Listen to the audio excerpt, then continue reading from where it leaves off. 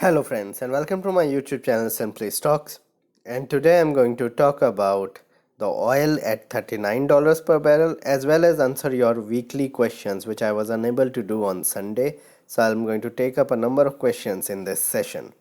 So let's get started. First of all, a disclaimer that this is not a stock recommendation, and people taking any position into any share that I talk about should do that with their own due diligence and research, and I'm not in favor or against any company that I talk about. Before I talk about oil being at minus $39 per barrel at the moment, I want to make a request that you kindly support me through Patreon, and once you do that, I can grow my channel even further and make further research into stocks. And this is the research that I was talking about when I did a research on Tanla Solutions. So if you want me to bring in similar videos in the future, kindly support me through Patreon, and once you visit that site, you'll be able to ask me questions directly, and once you become a member you can ask me as many questions as possible, and I'll be giving you answers to probably each one of them, as well as you can ask me questions on stocks and portfolio that you're holding. And once I'll have more than 100 patrons, I'll start with an education channel of my own for sure later on YouTube for free. Now let's talk about the oil factor. This was shocking, and I was looking at the markets just like that, hoping that today the markets would fall. And I was looking at the futures, and the U.S. futures was telling me that they're going to be a 150 point fall. As I'm making this video late night here in India, currently oil is at minus $39 per barrel, which is absolutely astonishing, a never seen before levels.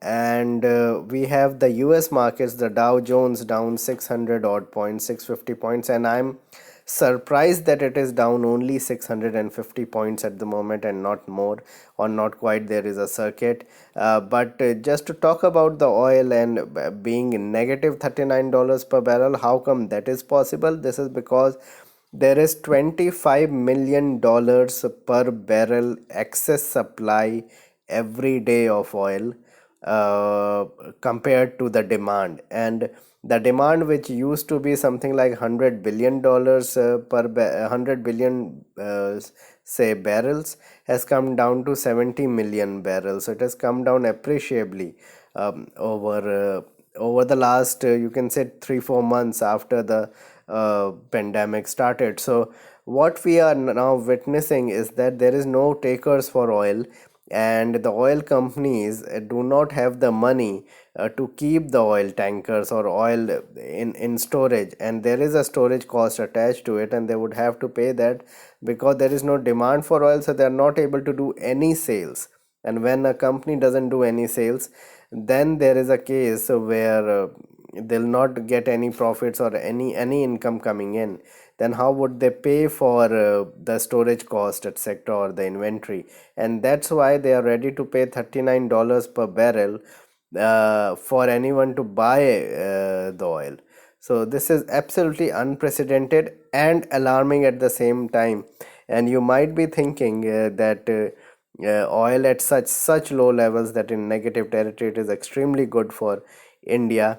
It is not, and I'll just tell you why. But just to tell you about the global economy, just understand this, that if there are no takers for oil, and if people are not buying oil, or not using oil, or if companies are not doing this, the growth has completely stalled globally. So I don't buy that thing by the you can say United Nations or by the IMF, etc., that the growth, there will be a 1.9% growth here in India, and there would be some sort of a growth here and there. I think there will be no growth whatsoever across the globe for FY21. People will continue to struggle with the current situation until and unless we find a vaccine. And probably if the vaccine comes about in the next 2 weeks, all be good. But whatever reports that are coming in and whatever I have heard, and kindly write in the comment box, uh, things are, they are trying very hard, the scientists globally, but it looks like it will take around 2 to 2.5 years for a proper vaccine to come out. Yes, for a medicine, there are companies in the US and in Europe that they are trying, and probably in the next 6 to 9 months we could come out with a medicine or something. But unless this thing solves itself out, we are in for big trouble in terms of the economic downturn. And I remembered one person, one subscriber of mine, Dr. Prasanna Kumar, if I'm not wrong, that's what his name is, or somebody. I mean, he wrote that this is a dangerous situation and this is something beyond what you can imagine and what anyone can imagine. And hence, rather than looking at buying stocks or doing anything, we are looking at a very grave situation for the economy now. Seeing oil at minus $39 per barrel, uh, we could have a situation where first of all the you can say oil producing countries is stock markets fall, so that will be the Gulf countries. It won't have effect on the US or European or Indian markets. And then later on, there are countries in the region, in the developed nations like in Europe and US, who are dependent on selling oil. So Russia is in the forefront. So the Russian stock market, we have to keep an eye on how it is going. Then when you consider US has recently become an oil exporting nation with the kind of shale oil reserves that they had and all. So, and with the kind of industrialization and industries that are in United States, if this is the kind of situation where there are no takers for the oil, it means that the industries are no way looking to open up in the near future, and that really suggests a very difficult scenario for the companies at large. And now, in that sense, I don't see Dow Jones to say stay at the current levels at all. I don't see Nasdaq to stay where it is currently, and hence I don't see the Indian markets do that well over the next 3 to 6 months. This could be a precursor to the economic slump that we could be seeing, and we could be in this for the next 2 3 quarters, not just this quarter. Everybody was talking about that it would be a 1 quarter scenario, but it doesn't seem like, because if you look at the current situation of the illness and everything, it is increasing drastically. So we are seeing that the cases are increasing drastically in India, and globally also it is not coming down, although in some nations where it was very bad, the situation has become uh, slightly better. But look at India with having 1550 cases today. So things are looking bad at the moment. I'm not trying to spread panic out here, but just telling you that be cautious when you're buying into anything at this point of time. If you have bought into something, hold on to those positions. If you are in losses, if you are making good profits, I would suggest just sit on cash. And we could be in a situation where 8,000 could come pretty soon. That is my understanding, if not 6,000 for the time being.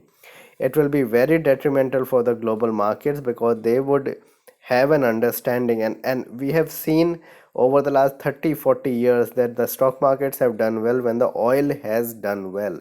It is not that when oil has crashed, then markets have done well. You look at 2008, when oil was at $140 per barrel, Indian markets were at 6,300. And then from January 2008, the market started to fall, and oil came to something like $40 per barrel. The Indian markets was at 2,300. I'm talking about the Nifty from 6,300. So we have to take everything into context, that oil is down because nobody wants to buy, because industries are completely shut down and they don't require oil because there is no work at the moment. And if industries don't produce work, then companies will not make profit. So markets have already rallied, and this news may really shake the core of the market, where we were seeing that we are going from 9,000 to 9,500. We were seeing at 10,000, but it looks bleak now. So after having talked about the oil, let's look at the questions that have come in from our viewers. So the first question that has come in is from Raghav G, and the question is: Trump will not let the markets fall. You can dream about 6,000. That was the message coming in when I made that video about whether market is going to head towards 6,000, and I was very optimistic about the fact that we are headed to 6,000. So keep cash. on your books. Well, I would say this, that you cannot say anything about the market just because of the movement of just 1 or 2 weeks. But looking at the bigger picture, looking at what was happening globally, looking at the kind of cases that were coming up, looking at whatever that was happening globally, and in India itself with the kind of lockdown that we were in, and the fact that we were in a situation where a lot of companies were not producing things, for example, the auto companies, I made that statement. And now, with what has come out with the oil thing, the oil being at negative $39, I have no doubt that we are headed at least to 7,500, back to 7,500, if not lower. And I won't be surprised if we go much lower than that.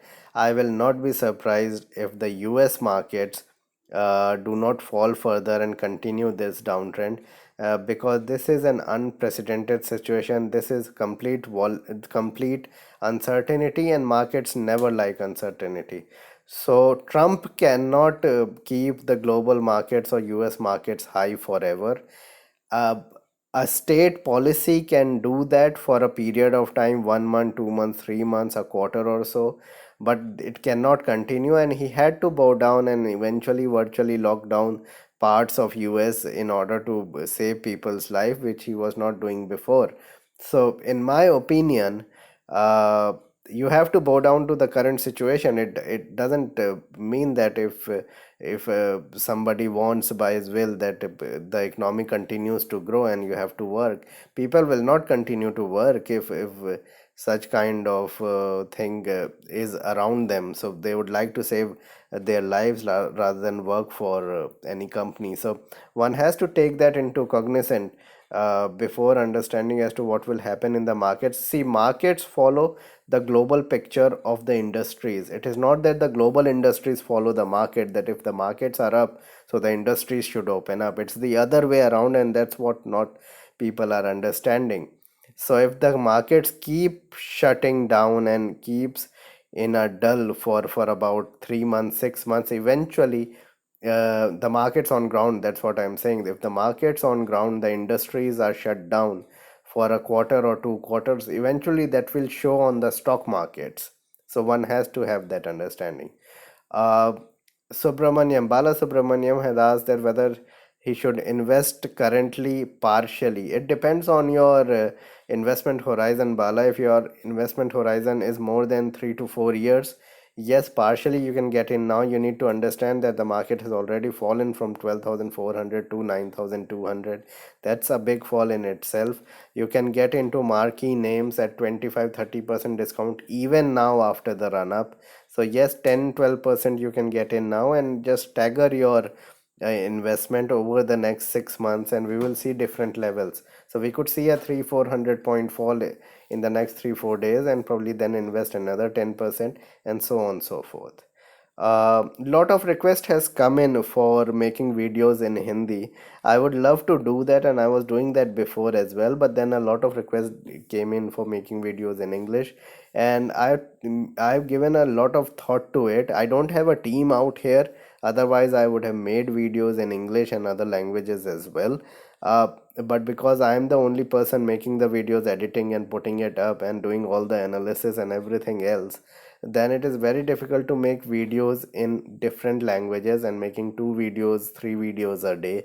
When I'm doing a live session, I'll be doing another video on that day. So, and if I do a Hindi video of it, then it will be 3 videos. So it is slightly difficult, but probably in due course of time, I keep that in mind, that I make simultaneous videos on English and Hindi once I have a team on board and everything else. So that's why I want you people to subscribe and get the subscriber base high. Look at my videos, share it as much as possible, so that I'm able to sustain through this, leave my job, and just continue with this. And I'm very honest about this because I love making videos and analyzing stocks.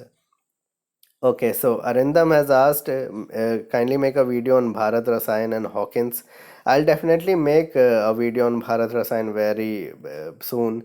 I'll also write down Hawkins in that list, and probably you need to wait a few weeks for this video on Hawkins. Yes. And the third request that you have made, I forgot the name of the stock. For that, I have already made a video that I know. So you can search on my videos list. I have made over 300 videos. Kindly look at it, and probably you'll find your company there. All right, so Arumogam has asked that do you have a thought on GNA Excel?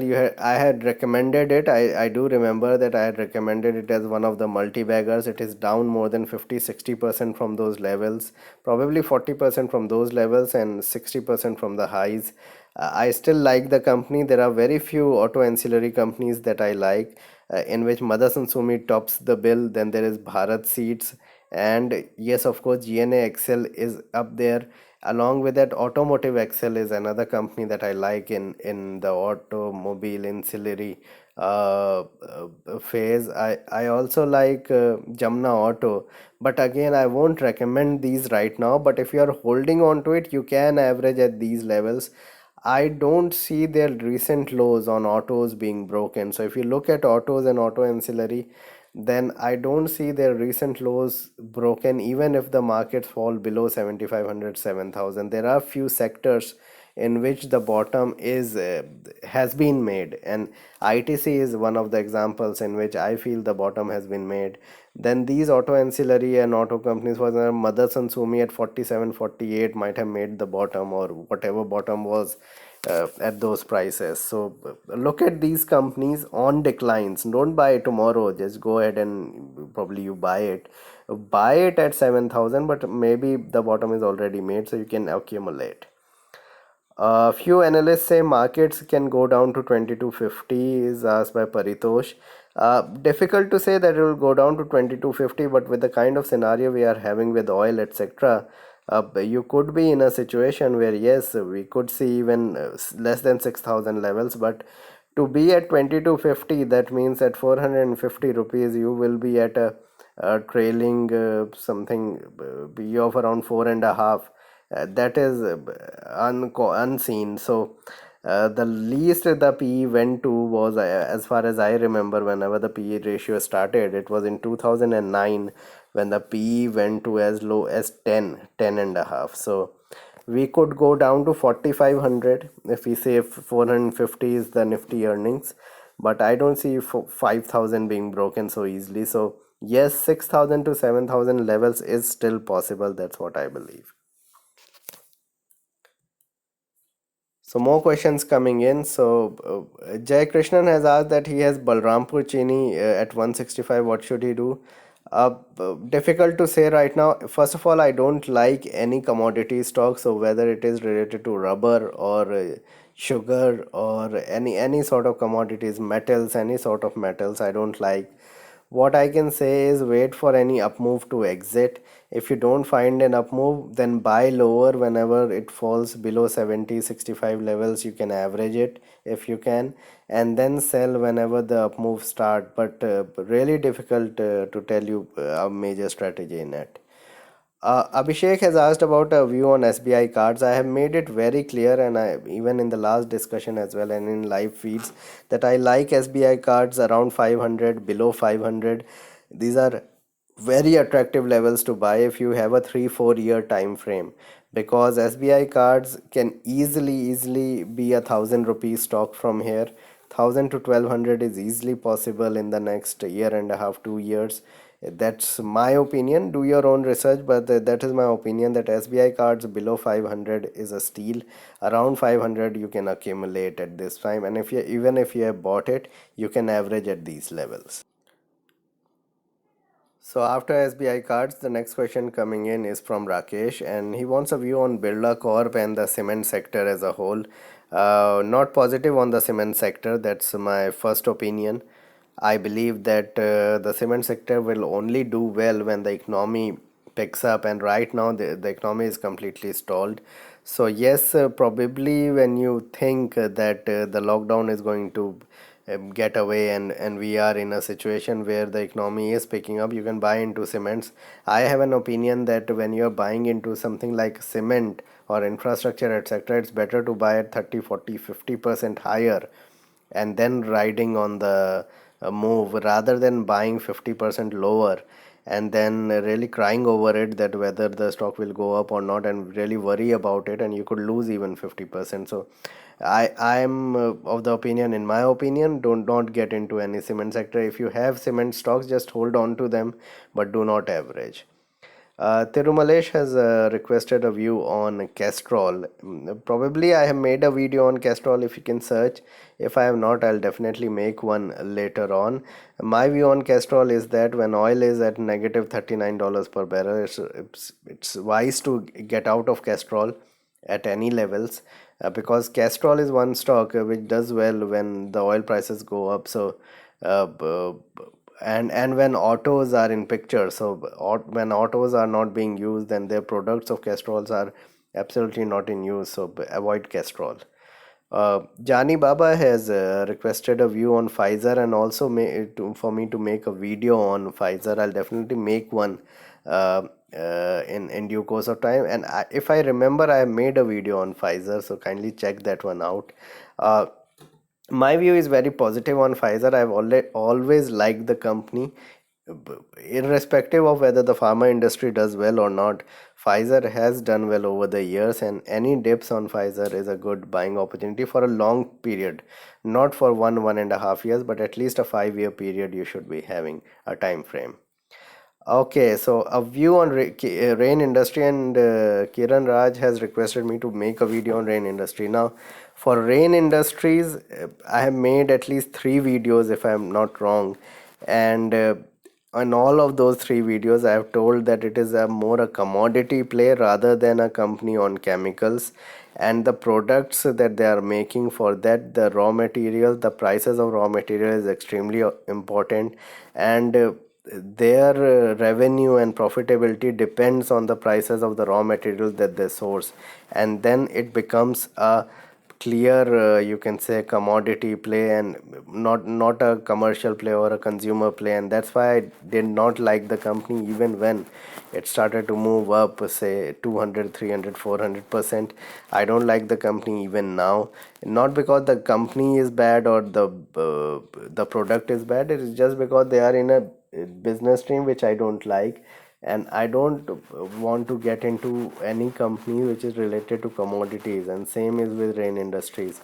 What you can do is, on any rise, if you're not making a lot of losses, exit the company. That's my opinion. If you're making profits, then exit, and if you're making a lot of losses, then just do not do anything. Don't average it, and do not means add on to it, and neither sell, because there's no point selling it at very low prices. What you can do is hold on to it and hope for the prices to go up. The technical chart shows that you could see a 30-40% upside, but again the markets could be very volatile, and that would affect the company. So that is my opinion, and take your own call after doing your own research.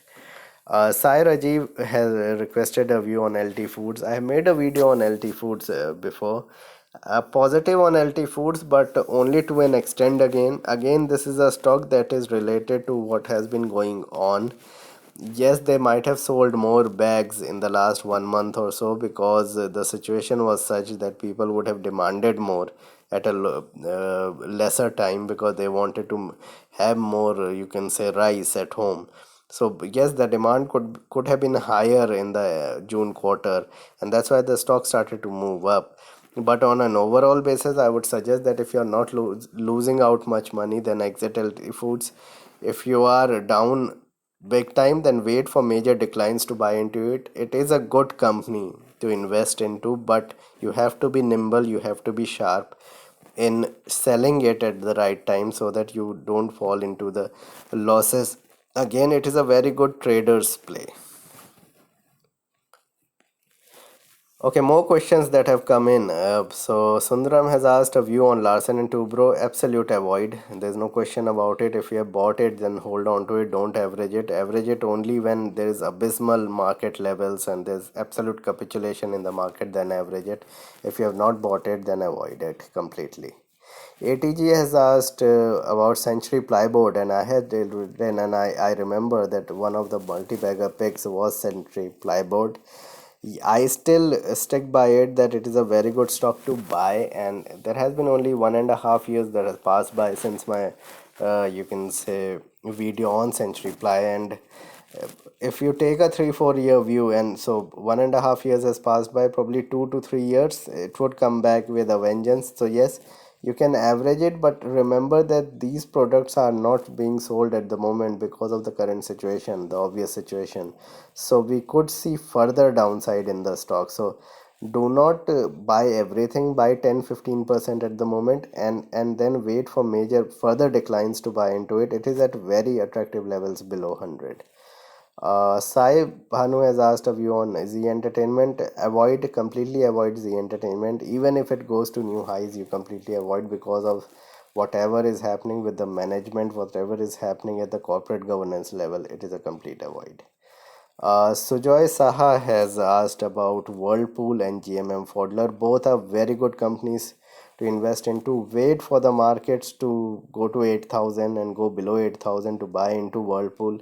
Similarly with GMM Pfaudler, and have a good 3-5 year view and have targets in mind to exit, and do not just you keep it forever. So in the next 3 years, if it goes up big time and the PE expands, say for Whirlpool to about 90 or 100, 90, 95, exit Whirlpool.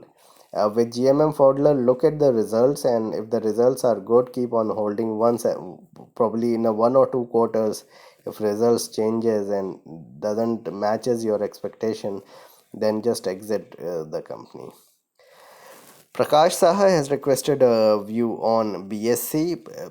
Well, nice company to have. It has a good dividend payout ratio and payout you can say history.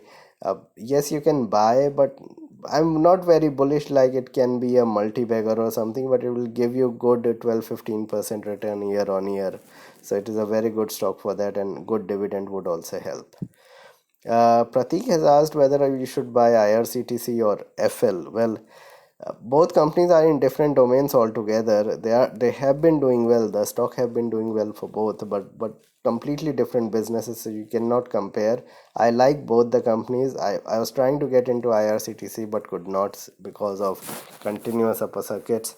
I've got into FL. I hold FL India, and positive on both the companies. If you get chance to buy IRCTC at around 1000 or below 1000 rupees, get into it. FL would be a good buy around 1100, 1200, 1000 levels.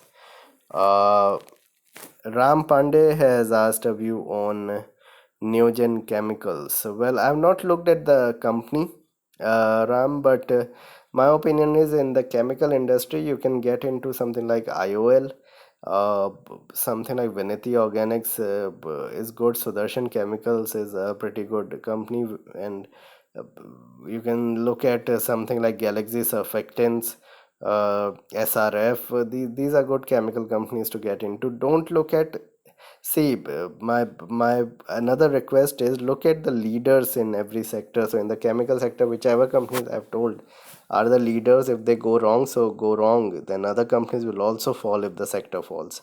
But these companies could stand tall even in difficult circumstances. So look at these companies and do your own research and then take a call on the same. So after Newgen Chemical, let's see what are the other questions that have come in. There are many that have come in. So let's look at the next set of questions.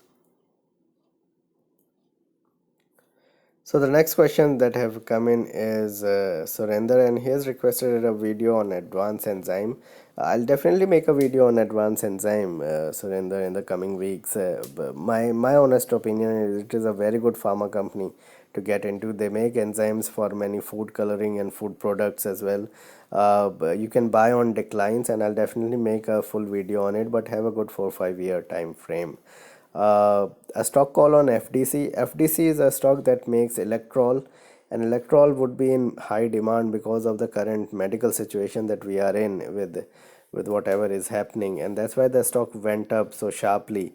So right now to buy into it, I'm not that sure, but on major declines you can get into the stock. But again, it is a better trading play rather than an investment play, FTC. Then another question that has come in is on iShare, whether iShare is good for long term. Yes, it is extremely good, and I like the company iShare Motors. Yes, right now autos are going through a difficult time. iShare's Royal Enfield is not selling, and that is a trouble in itself. And probably next 3, 4, 5 months they'll not sell. So these are the opportunities to get into such stocks, because at 34,000 you'll think that whether you should get in or not, and you will jump in, but at 12,000 nobody wants it. And this is the time to be greedy when others are very fearful in a company which has been a marquee company of the stock market. So yes, bullish on Aisha.